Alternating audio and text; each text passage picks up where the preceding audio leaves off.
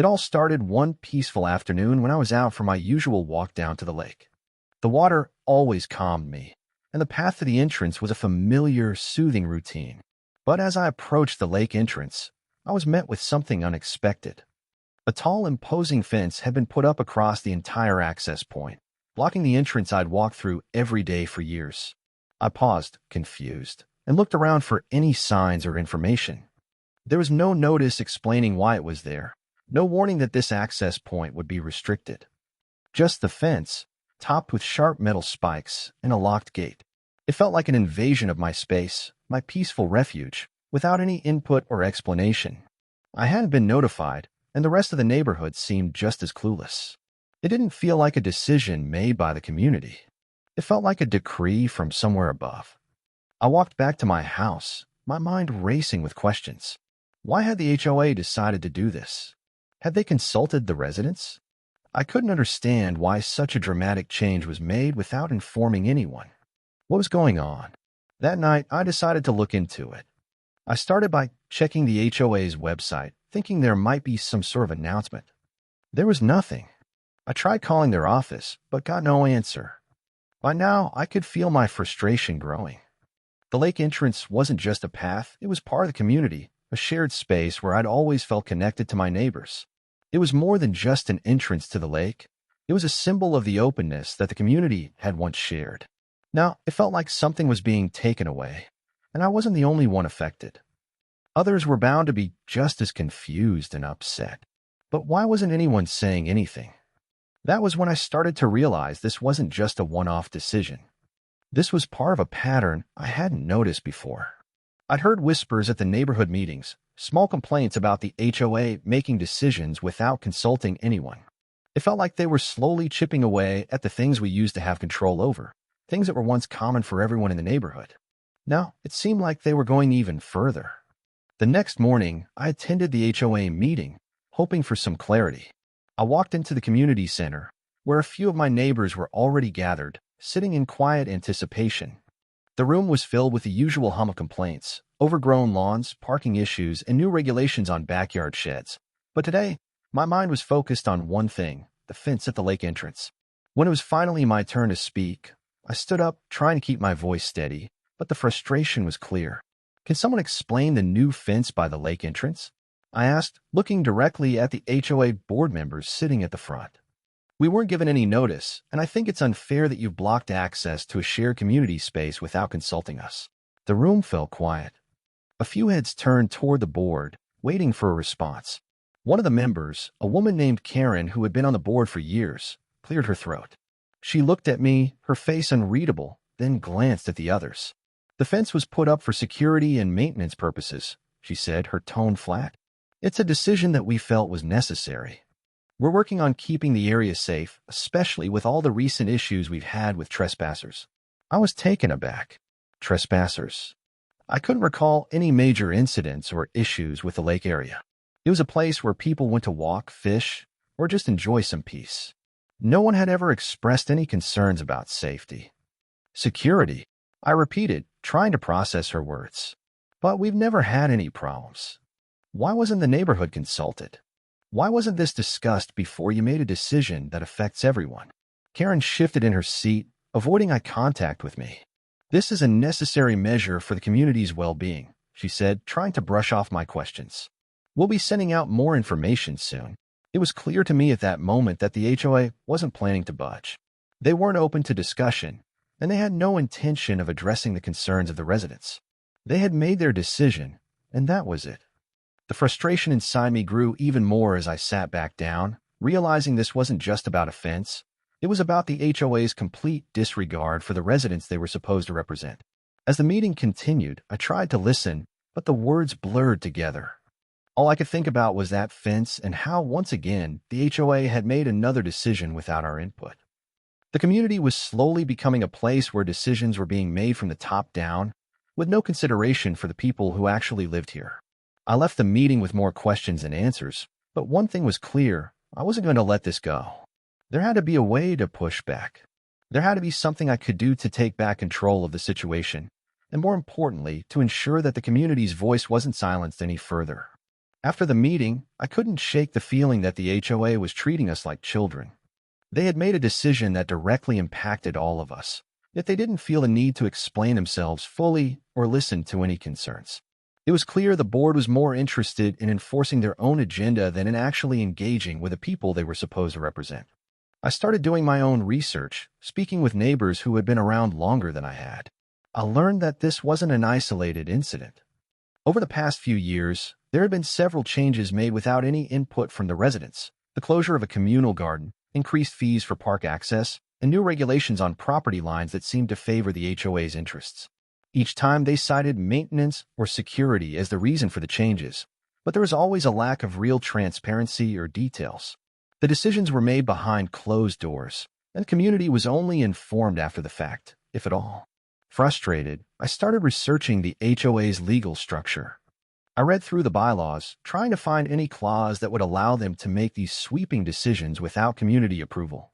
I also reached out to a few lawyers who specialized in property law, hoping to find a loophole that would give me a way to challenge the fence and the HOA's other actions. But everything I found pointed back to the same conclusion. The HOA was well within its rights to make these decisions, especially when it came to common spaces like the lake entrance. But what bothered me more than anything was that the board had failed to communicate openly with the community. There was no town hall to explain the reasoning behind the fence. There had been no survey or even a request for feedback.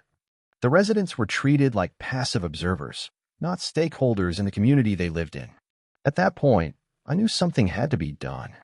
I couldn't just sit back and watch as the HOA continued to make unilateral decisions without any input from the people who actually lived here. There had to be a way to take action, not just for myself, but for everyone in the neighborhood who felt powerless against the HOA's growing control. The more I thought about it, the more an idea began to form in my mind, one that felt bold, maybe even reckless, but that could give me the leverage I needed to take back some control. I started to wonder, what if I could find a way to own the property that held the key to the gate? That way, I'd have the ultimate say over who could access the lake entrance. If the HOA wasn't going to listen to the community, then maybe it was time to take matters into my own hands. As I pondered my next steps, it dawned on me that the issue wasn't just the lake entrance and the fence. The more I thought about it, the more I realized the HOA was steadily overreaching in every aspect of community life. The fence was simply the latest in a series of decisions that seemed designed to slowly take control of public spaces and common areas, restricting access while making residents more dependent on the HOA's decisions. I'd always thought the HOA was there to manage the neighborhood's shared spaces, to help maintain property values and ensure a certain standard of living. But lately, it felt more like they were shaping the neighborhood according to their own vision, without any regard for the people who lived here.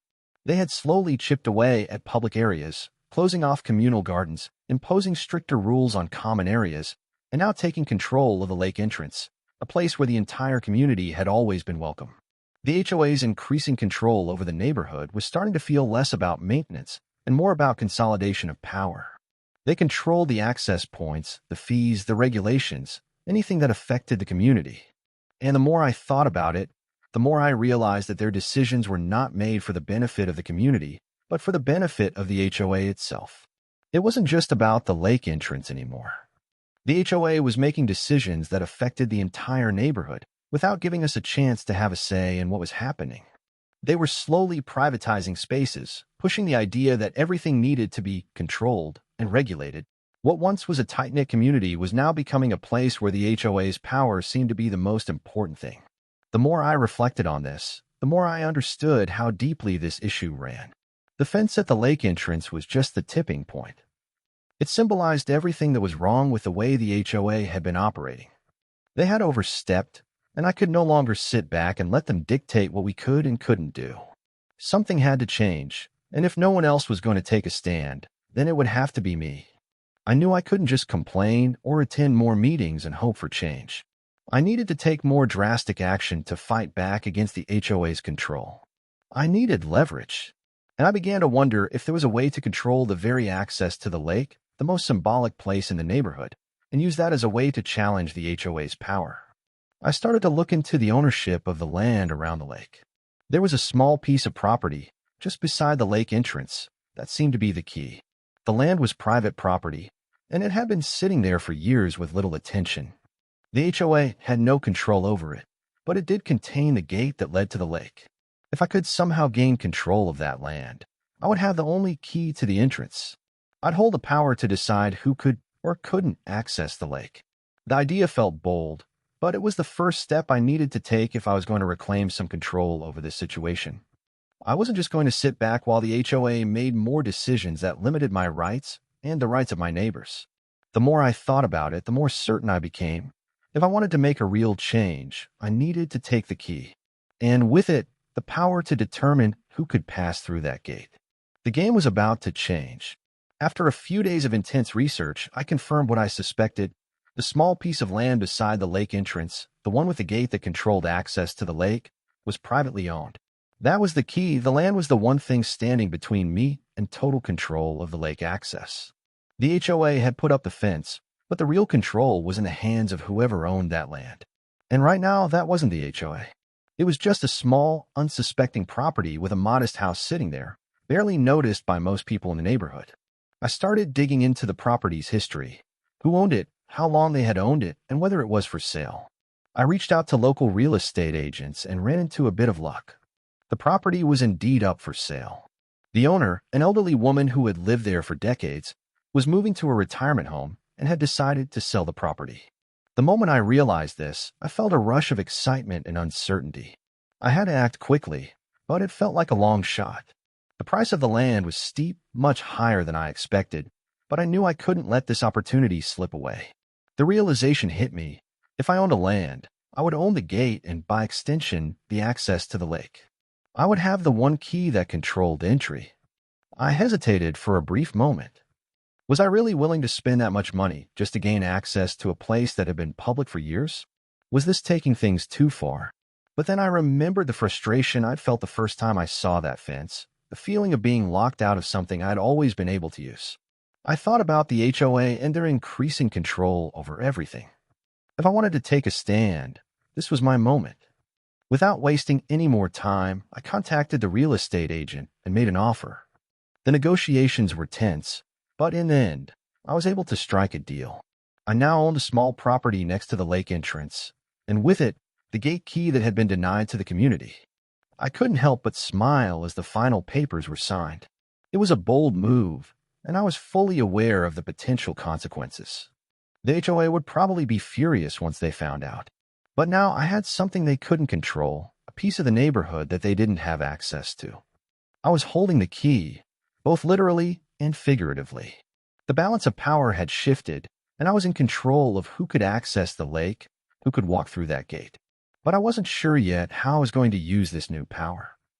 I wasn't going to be petty about it. I didn't want to shut people out, but I wanted the HOA to understand that they could no longer make decisions for the community without considering the residents' needs. It wasn't just about the fence anymore. It was about standing up against the growing influence of the HOA. As I walked past the gate, now in my possession, I felt a sense of ownership, not just over the property, but over my right to decide who had access to this space. The game had changed, and now the real question was, what was I going to do with the power I had just gained? Owning the property next to the lake entrance, with the only key to the gate in my possession, gave me a sense of power I hadn't expected. It wasn't just about controlling access to the lake, it was about something much larger. The HOA had made its move by imposing restrictions, taking control of shared spaces, and disregarding the community. Now, I had the chance to take a stand, but the question was, what would I do with this newfound leverage? I spent the next few days considering my options. I could simply enjoy the lake entrance as my private space and keep it locked off from everyone else, but that felt petty and short-sighted. The true power wasn't in excluding others, it was in making the HOA answer for their overreach. I wanted to remind the community and the HOA that the lake entrance was our space, and I wasn't going to let anyone, especially the HOA, decide who had access. I thought about organizing a community meeting. I had the perfect opportunity to bring everyone together, to rally the neighborhood and remind them that the lake entrance wasn't just for a few people to control. It belonged to everyone, and the HOA had no right to block it off without a discussion. But first, I needed to know if I could count on the support of my neighbors. The HOA had done a good job of keeping people quiet and compliant, but I was hopeful that the frustration everyone felt about the fence and the growing restrictions on shared spaces would be enough to spark a response. I began casually talking to a few neighbors who I knew were also frustrated with the HOA. I wanted to gauge their reactions and see if they were willing to join me in challenging the HOA's authority. To my surprise, many were on board immediately. The sense of collective frustration was palpable, and people were eager to do something about it. Some felt like they were constantly being pushed around by the HOA's increasing rules and regulations, while others were simply tired of not having a voice in how the neighborhood was being run. The more I spoke to people, the more I realized that this wasn't just my fight, it was a fight for the entire neighborhood. I felt a renewed sense of purpose. The more I thought about it, the more confident I became that this was the right move. If I could rally enough support, I could confront the HOA with the power of the community behind me. We didn't have to just sit back and let them dictate our lives. With the key to the gate and the support of my neighbors, I could change the course of things, push back against the HOA's unchecked control, and ensure the lake entrance remained a shared space for everyone. I knew I had a long road ahead of me, and I would fight back with everything they had. But now I was ready to face them head on. I had something they didn't, the people's support, and that was more powerful than any gate or fence they could put up. The next step was clear. It was time to make a plan, and it was time to act. With my plan forming and the support of my neighbors solidifying, I realized the next step would be to act quickly. The small property I now owned was my key to the lake entrance, and I knew it would give me leverage, but there was still something critical I had to consider. How would the HOA react once they found out what I'd done?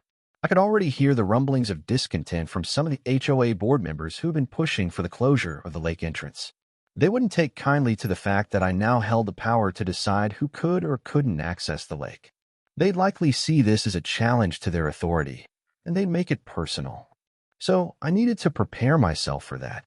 I decided to contact a real estate agent and start negotiating the terms of the property I owned in a way that would further my cause. I reached out to the agent who had helped facilitate the purchase and asked about options for maximizing my control over the situation. I wasn't just interested in the land itself.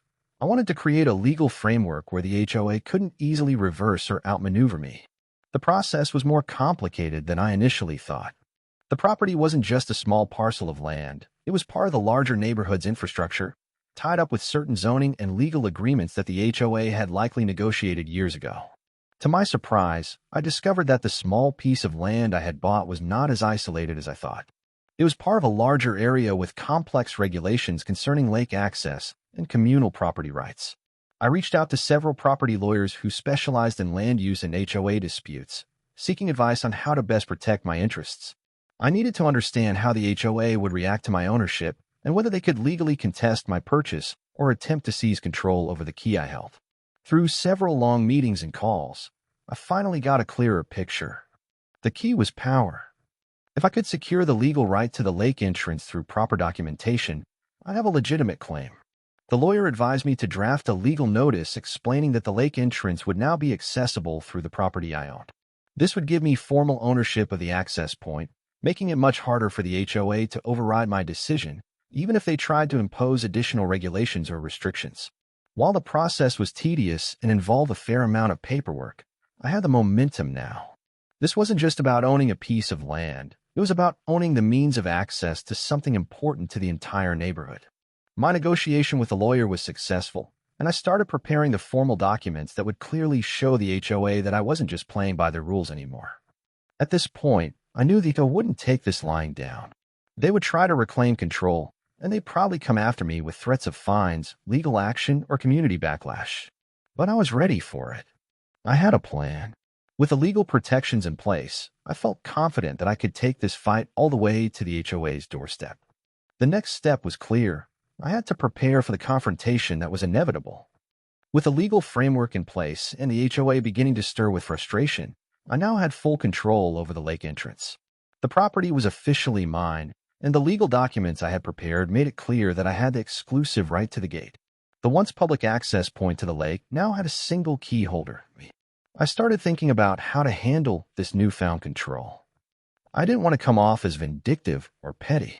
I had no intention of keeping people out of the lake entirely, but I needed to make it clear to the HOA that the days of them making unilateral decisions were over. The lake, after all, had always been a shared space. The point of this move wasn't to take something away. It was to take a stand against the HOA's overreach and ensure the community had a voice in the future of the neighborhood. I began by reaching out to a few of my neighbors who had expressed support for my efforts. We gathered one evening at my house, sitting around the kitchen table to discuss next steps. It felt empowering to be surrounded by people who understood the importance of this issue, people who had been affected by the HOA's slow erosion of shared spaces. What we need, I said to the group, is to make sure we're all on the same page. The HOA is not going to just let us keep this access point without a fight, but we can turn the tide if we stand together. The neighbors around me nodded in agreement. What's the next move? One of them asked. I smiled, knowing this was the moment of truth. We're going to make the HOA face the consequences of their actions. We're going to start by making it clear to them that the community wants control of the lake entrance.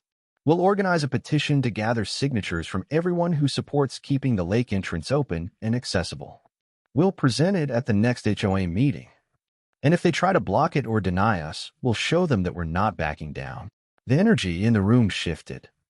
It wasn't just about me owning the property now. It was about the community coming together to reclaim what was rightfully theirs.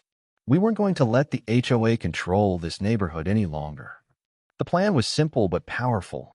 We'd leverage the legal ownership of the lake entrance to force the HOA's hand, ensuring the community had a say in how their shared spaces were used. By organizing a petition, we could demonstrate the community's support and make it clear that the HOA couldn't just make decisions behind closed doors without facing backlash. The next few days were a whirlwind of activity. My neighbors and I went door to door, speaking with as many residents as possible. We explained the situation, how the HOA had locked us out of the lake entrance, and how I had taken action to ensure we could continue using the space. The response was overwhelmingly positive. People who had been frustrated with the HOA's actions in the past were eager to show their support. By the time the petition was ready, we had gathered signatures from more than half the neighborhood. It was a clear message. The HOA no longer had a free hand to make decisions without consulting the people who lived here. As the day of the next HOA meeting drew near, I felt the weight of what was coming. The HOA would have to face the fact that the community was no longer willing to let them call the shots without accountability. The battle was far from over, but I knew one thing for sure. We were no longer the silent majority. We had a voice, and now we were ready to make it heard. The day of the HOA meeting arrived, and the air was thick with anticipation. For the first time, I felt a sense of solidarity with my neighbors. People who had once quietly accepted the HOA's decisions were now standing with me. The petition we gathered was a symbol of our collective voice, and I was determined to make it count. I walked into the meeting with my neighbors by my side. The room, filled with the usual mix of residents, was eerily quiet as we took our seats. The HOA board members were already at the front, their faces unreadable, and it was clear they were expecting some kind of confrontation. But they weren't prepared for what was about to unfold. When the meeting began, I stood up to present our petition. With a calm but steady voice, I addressed the room. I'm here today not just as someone who owns property beside the lake, but as someone who believes that this community should have a voice in the decisions that affect us all. The lake entrance was always a shared space, and the recent fence has made it clear that the HOA is no longer considering the community's needs in its decision-making. I felt the eyes of my neighbors on me, their silent support filling the room. I continued, we've gathered over 50 signatures from residents who want the lake entrance to remain accessible.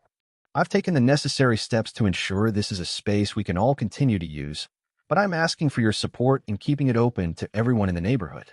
This is about our right to decide how our community is managed, not about shutting anyone out. As I finished speaking, I placed the petition on the table for the board to see. I could feel the weight of the signatures, the collective will of the people behind me. The room was quiet for a moment, and I could see the members exchanging looks. They had expected a simple meeting, one where they could dismiss concerns and move forward with their plans. Instead, they were faced with something unexpected, residents who weren't just passive onlookers, but active participants in the future of the neighborhood. One of the board members, a man named Richard, finally spoke up.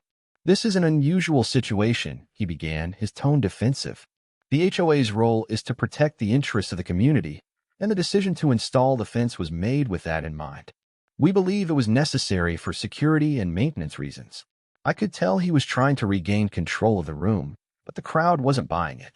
Several of my neighbors started speaking up, expressing their frustration with the HOA's lack of transparency. We're not opposed to improvements, but we want to be part of the conversation, one neighbor said. This fence was put up without any notice. We should have been consulted.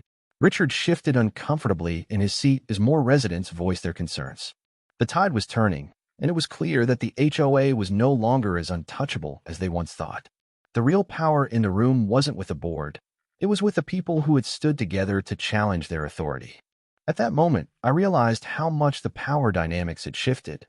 The HOA had relied on division and complacency to maintain control, but now, thanks to the petition and the support of my neighbors, they were being forced to reckon with the collective will of the community. The balance had changed, and I knew that no matter what happened next, we had already won something far more important than just access to the lake. The HOA would have to think twice before making another decision without consulting the people it affected. The days of them acting unilaterally were over, and for the first time in a long time, the residents had the power to shape their own future. The tension in the room escalated as the meeting dragged on. Richard and the other HOA members tried their best to defend their decision, but they couldn't shake the growing sense of unease. Their usual tactics of dismissing concerns were no longer working. Residents who had once stayed quiet now spoke up, questioning the rationale behind the fence and demanding answers. The floodgates had opened. Richard raised his voice slightly, trying to assert some control.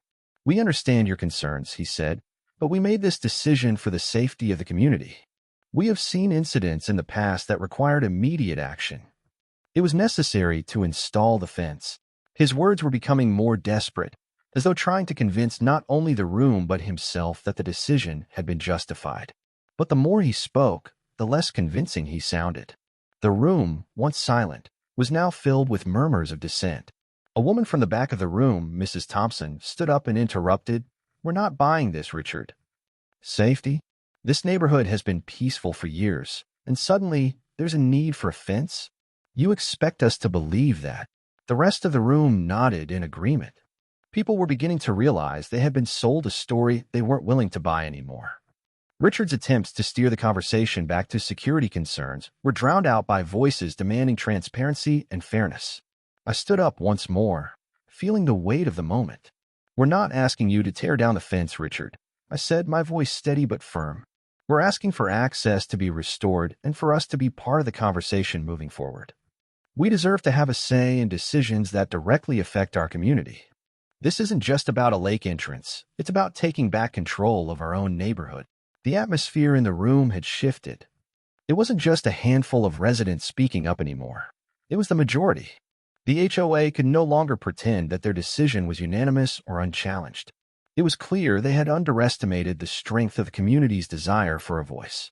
Richard looked around the room, clearly flustered. The pressure was mounting, and he could feel the weight of the situation bearing down on him. "We'll take the petition into consideration," he said, his tone suddenly defensive. "But understand, this is a matter of security. We can't just let the gates be opened without proper oversight." But there was a noticeable crack in his authority. His words no longer carried the same conviction they once had. The HOA was losing control, and everyone in the room could feel it. The meeting ended with no immediate resolution, but the damage was done. The HOA had been forced to acknowledge the strength of the community's resolve. As I left the meeting, I knew that this was only the beginning. The HOA couldn't just keep steamrolling the residents anymore. They had been put on notice, and now the real challenge would begin. How would they respond to a community that had found its voice? But I wasn't done yet. The HOA might have retreated for now, but I could feel their frustration. They weren't going to just accept this new reality without a fight.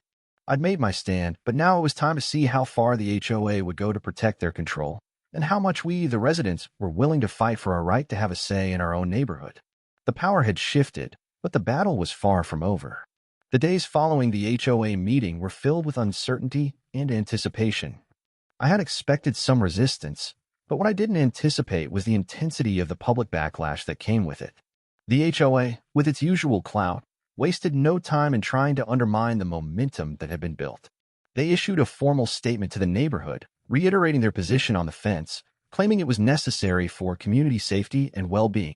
They emphasized that the decision was made with the best interests of the neighborhood in mind. But their attempt at reassurance had the opposite effect. Instead of calming the community, it stoked the fires of dissent. People were talking, and they were angry, not just because of the fence, but because of the HOA's dismissal of the community's concerns. Residents who had once stayed silent began to speak out more forcefully. At the next neighborhood gathering, the room was packed. There were more people than I had ever seen at an HOA meeting before. It was clear that the frustration that had been simmering beneath the surface had finally bubbled over, and now the community was united in its opposition to the HOA's control. It felt like the tables had turned. Why wasn't this brought to a vote? One of my neighbors, Karen, asked during the meeting. Why were we all kept in the dark about this decision? We've been living here for years without issues. This is just a power grab by the HOA. I could feel the tension in the air. Many others echoed Karen's sentiments. There was anger, yes, but there was also a new sense of empowerment. The HOA's attempt to shut down our voices had only amplified them. More residents were coming to me, thanking me for standing up. I felt the weight of responsibility, but I also felt the spark of something bigger. This wasn't just about the lake entrance anymore. It was about reclaiming our community from the control of an HOA that had become increasingly disconnected from the people it was supposed to serve. But not everyone was on our side. There were still some residents who were supportive of the HOA's actions, or at least too intimidated to speak out against them. Some argued that the HOA was simply trying to maintain property values, and that the lake entrance could be dangerous if left unmanaged. Their voices were quieter, but they still had weight, especially when they aligned with the HOA's official stance. The division in the neighborhood was palpable. Some residents voiced their displeasure with the way I had handled things, feeling that I had taken the confrontation too far. They feared that the HOA would retaliate harshly and that the community would pay the price. Others, however, rallied behind me, offering their support and encouraging me to keep pushing forward. This growing divide was unsettling, but I also knew it was a sign of progress. The battle was no longer just between me and the HOA. It was a larger, community-wide conversation about who truly had the right to make decisions about our neighborhood. And the more people spoke up, the clearer it became. The HOA could no longer act without accountability. They could no longer make decisions in isolation, hoping that the residents would accept whatever they decided. At this point, the HOA had two choices. They could continue with their heavy-handed approach, or they could face the reality that the community was no longer going to let them dictate the rules without a fight. The ball was in their court now, and I was ready to see how they would respond. But one thing was certain, I wasn't backing down. The residents who supported me weren't backing down either. The backlash, while uncomfortable, had united us. And now we had a collective voice that was stronger than the HOA's isolated authority. The real challenge was just beginning.